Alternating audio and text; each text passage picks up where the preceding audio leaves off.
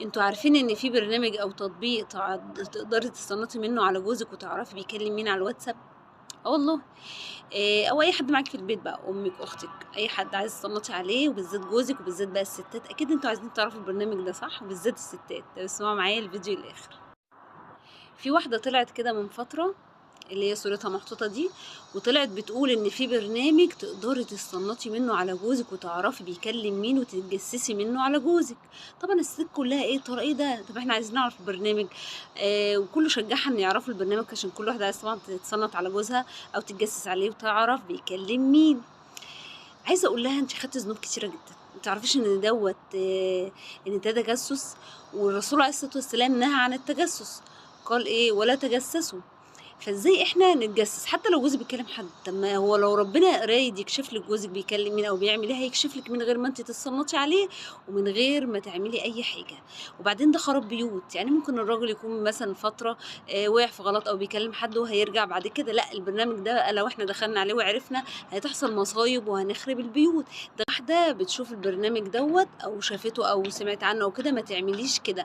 اولا هتخربي بيتك، ثانيا هتدخلي في ذنوب، لان التجسس حرام.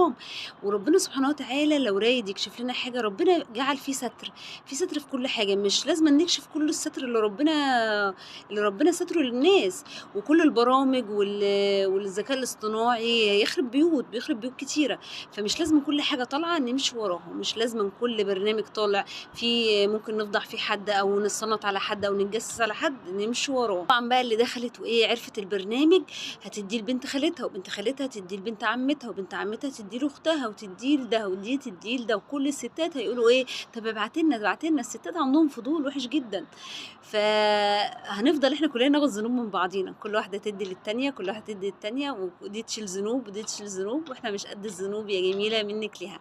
فيا ريت ما تمشيش ورا الكلام ده، وما تمشيش ورا البرامج دي، وخلي الطبق مستور، وخلي بيتنا مستور، وخلي حياتنا مستوره. احنا كستات عندنا فضول، يعني عندنا فضول بنحب نعرف. بس لما نعرف ان الحاجة دي فيها حرمانية والتجسس حرام، وان ده ممكن يخرب البيوت، وما ننكش، ما تنكشيش، ما تفضليش تنكشي ورا جوزك في الواتساب وده وده وده وده. خلي الحياة ماشية بجد، خلي الحياة ماشية. ان ربنا ساتر، ربنا لو رايد يفضح راجل قدام مراته هيفضحه، لو رايد يفضح ستر هيفضحه. لكن ربنا ساتر، ما نجيش احنا نفضحه ببرامج وحاجات ناخد منها ذنوب في الايام دي.